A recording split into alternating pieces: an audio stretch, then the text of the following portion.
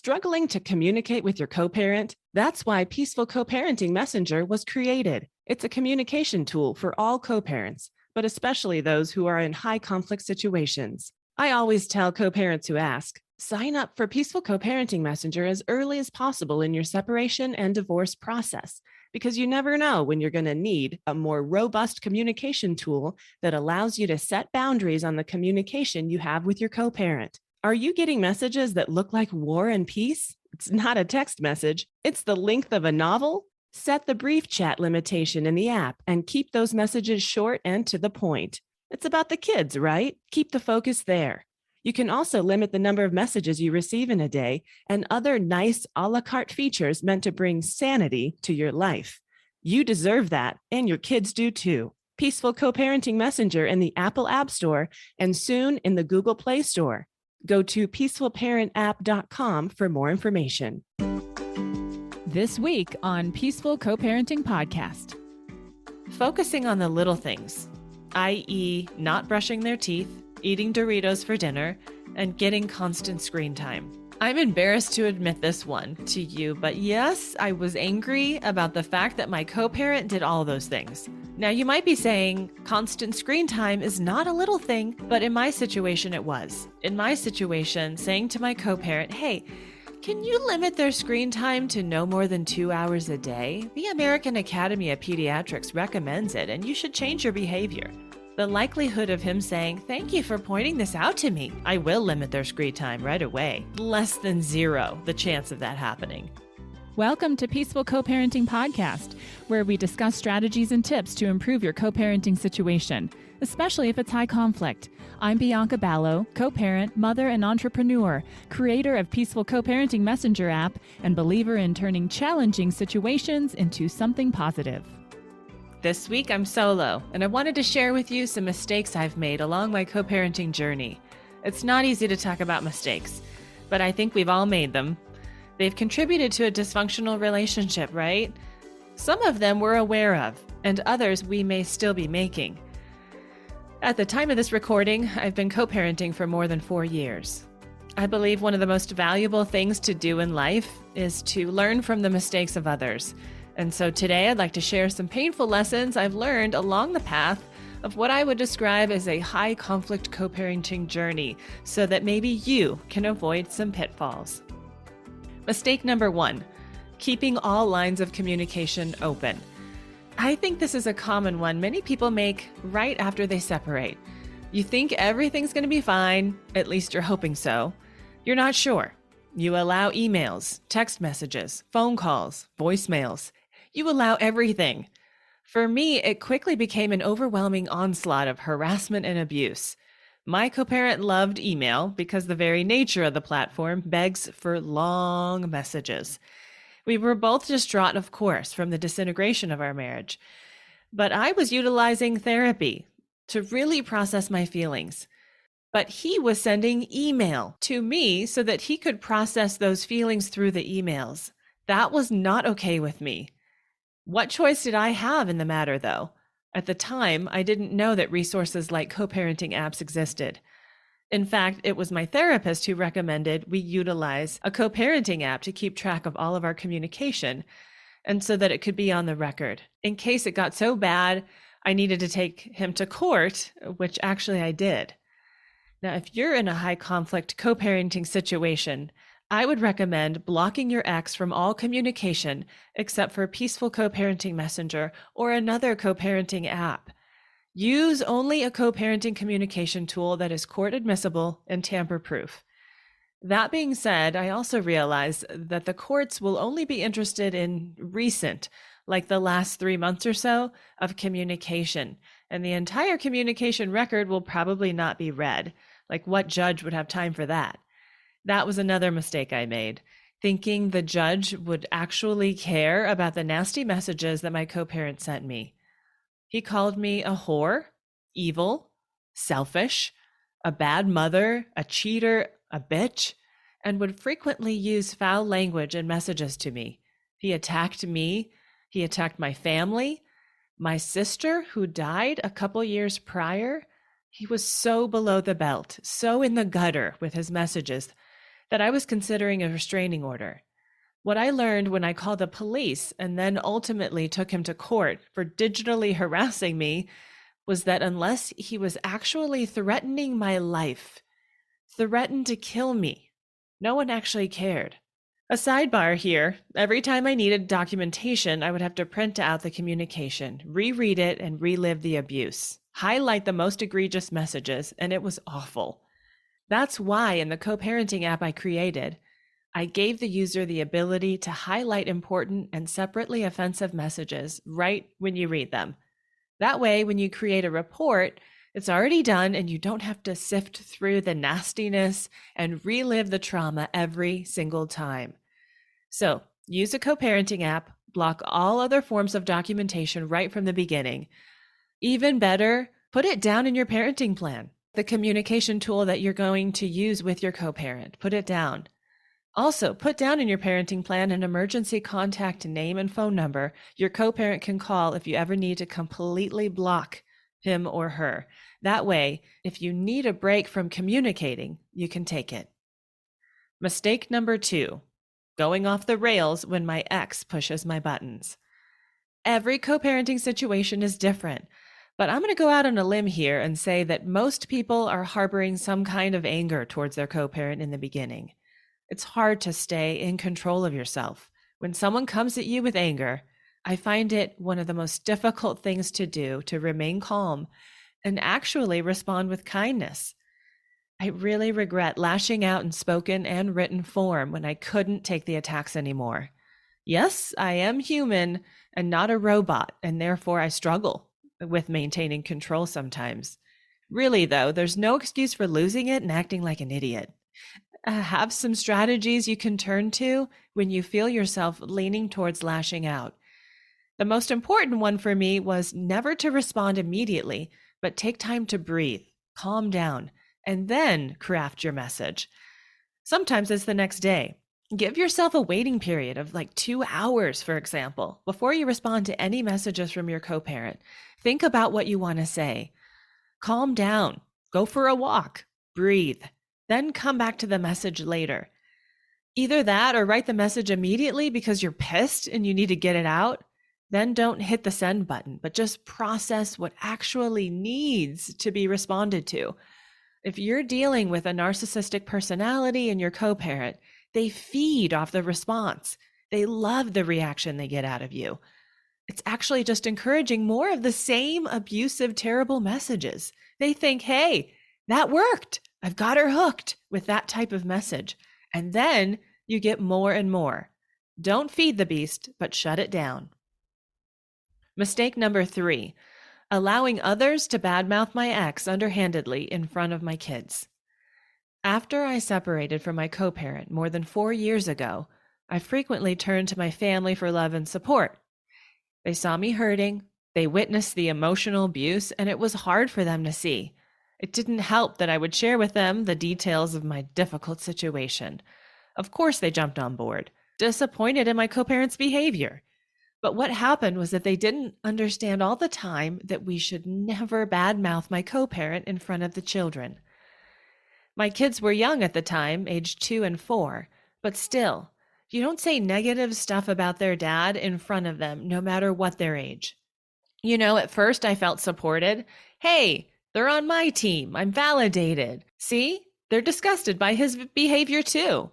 Then it was just wrong. It was always wrong, and it got uncomfortable.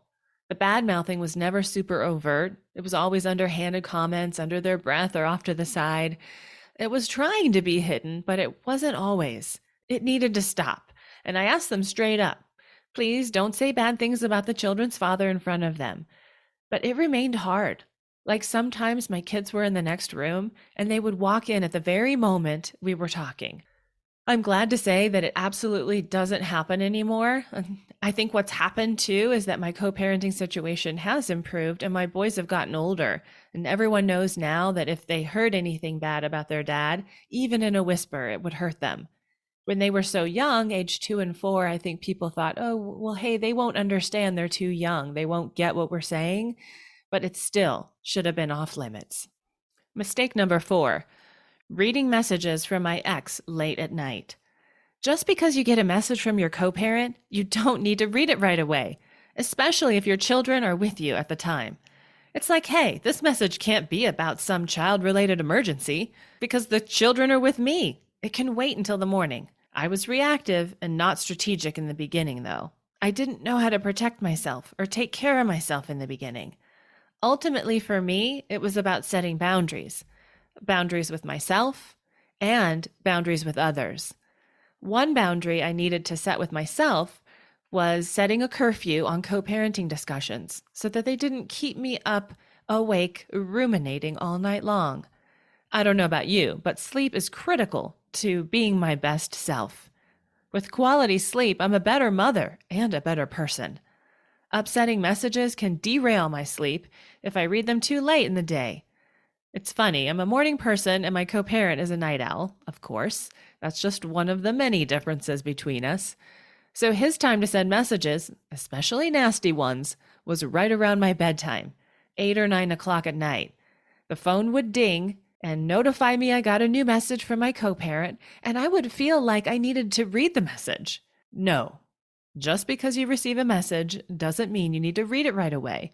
Unless you have some court order that says you must read and respond to messages within a certain number of hours, love yourself enough to prioritize yourself and your sleep. Mistake number 5, not getting a co-parent counselor.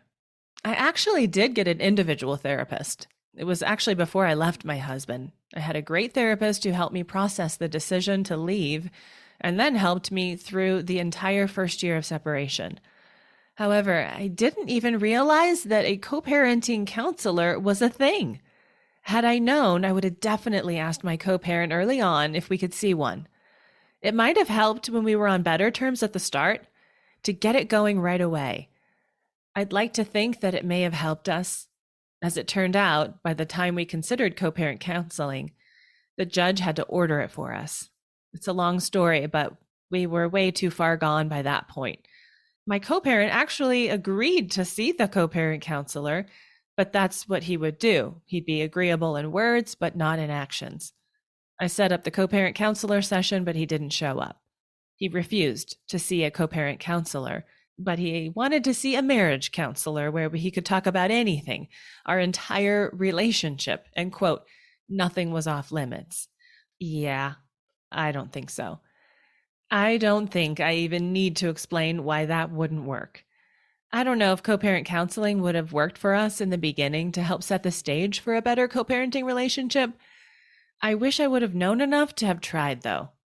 I am proud to say that seeing an individual therapist independently for the first year after divorce helped tremendously to not only get my head on straight about what I was doing, but also gain some insight into my own actions, my part in the mess, and how to move forward making better choices. Mistake number 6, not taking a high conflict co-parenting class sooner.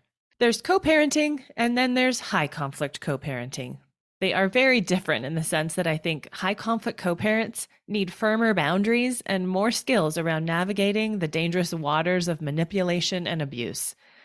The mistake I made was thinking that we both needed to take the high conflict co-parenting class, either together as a team or separately, but both at the same time in order for it to be effective. That was wrong.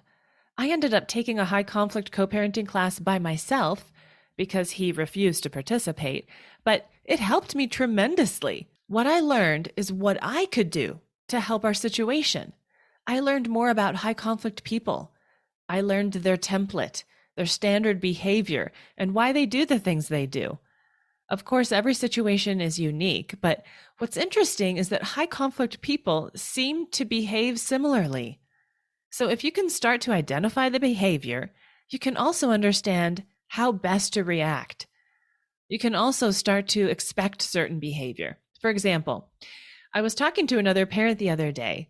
He is a man, and his high conflict wife and my high conflict husband did such similar things, it was uncanny. Even though they're different genders, still they had similar behavior. With a high conflict co-parenting class, you'll educate and equip yourself with the tools necessary to work with your ex, face to face and in written form. Never mind if he or she takes the class too. Keep your side of the street clean and model good behavior. Mistake number 7, not having a more detailed parenting plan.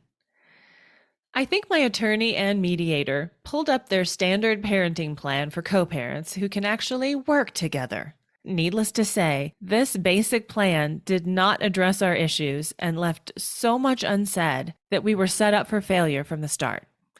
I never thought I needed to put in the parenting plan, the children must attend school. In other words, the parent must take the children to school. I never thought I would have to actually have that in the parenting plan. I also never imagined I would need to state, since the children are allergic to cats, diagnosed by an allergy specialist after a thorough allergy test, the parenting plan should say that they should not live with cats. I kind of just thought that that went unsaid.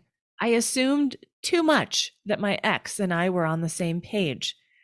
I would advise you to think about the worst case scenario and then put it in the parenting plan. Another idea is to ask your attorney to find a parenting plan for high conflict co-parents and use that instead of the basic plan. I would even recommend doing this even if you don't think you have a high conflict co-parenting relationship. Just use the high conflict co-parenting parenting plan because then you're covered. If you're at a loss of what to include in your parenting plan, or you're finding it hard to come up with different scenarios, you may want to consult with a high conflict divorce coach. They'll be able to guide you down the right path. And if they've been in the business for a while, they will have a wealth of information and situations that other clients have faced that they could alert you to. Reaching out for help when you're stuck is so important. Mistake number 8, focusing on the wrong person. I used to find myself spiraling down into a vent session about my ex, only to feel terrible, like I had a raging emotional hangover afterwards. The mistake I made in the beginning was not focusing on myself, but rather the other person and their awful behavior. I found there was no point in that type of behavior at all. It was a waste of time. Instead, take that time to better yourself. Educate yourself on some aspect of your situation. There are so many books, audiobooks, podcasts, consultants that you can spend your time on instead. Focusing on yourself can actually turn into some good. Focusing on your ex makes you feel angry, stuck, and helpless because there's no changing the other person. Ranting about your ex doesn't help. And it actually keeps the focus on his or her dysfunction rather than on yourself and your healing process. Move the focus to self-care, good times with your kids, and harness your energy into something positive in your life rather than on the negativity of your ex. Mistake number 9, trying to communicate during exchanges. All right, I need to give you some background here. I've already mentioned the harassing, abusive messages from my co-parent and what he would send me, right? They were terrible, and I did not know how to respond. So I wouldn't respond at all. At first, I did respond by saying, I consider these messages harassment. Please stop. I consider these messages harassment. Please stop. I consider these messages harassment. Please stop. I said it over and over and over again. But the messages just continued. So I just stopped responding. Nothing. No response at all. Granted, in the co-parenting app we were using, he could see that I had viewed the message. He knew I got it.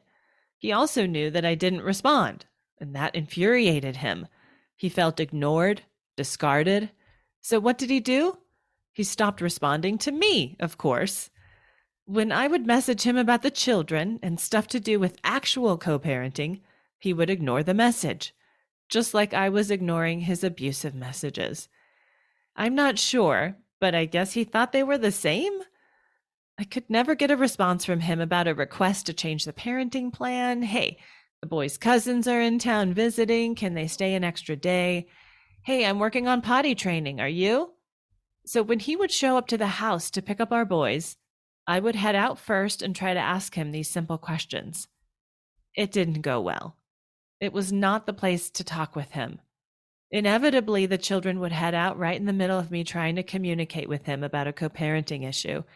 He had already gotten angry and weird, and we were starting to spin out. He refused to engage. It was not good. The children felt the tension and weirdness. I regret that tremendously. I couldn't make my co-parent play nice with me.